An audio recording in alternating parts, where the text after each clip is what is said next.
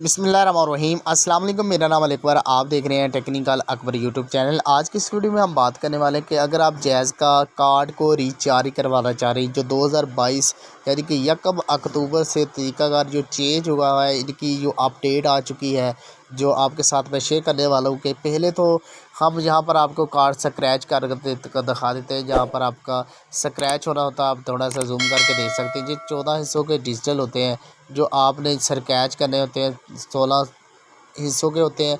इसको स्क्रैच करने के बाद आपने करना क्या होता है, कोड कौन सा डाल करना होता है, आपने डॉलर में आना है। डॉलर में आने के बाद अगर आपको वीडियो अच्छी लग जाए तो वीडियो को लाइक लाजमी से कर लेना है। जैज़ वालों के लिए सबसे पहले स्टार यहाँ पर 275 हैश डायल करना बहुत ज़रूरी है। ये ऐसा कोड है जिससे आपका बैलेंस कभी भी ज़ाया नहीं होगा, कभी भी ज़िंदगी में आपका बैलेंस नहीं ज़ाया होगा स्टार 275 हैश डायल करने से।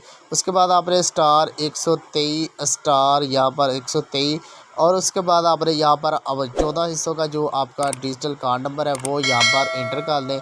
जैसे आपके सामने मैंने 14 हिस्सों का कार्ड डायल करके हैश डायल कर दिया। यहाँ पर आपने अपने जैज़ की सिम से यहाँ पर सेलेक्ट कर लेना है।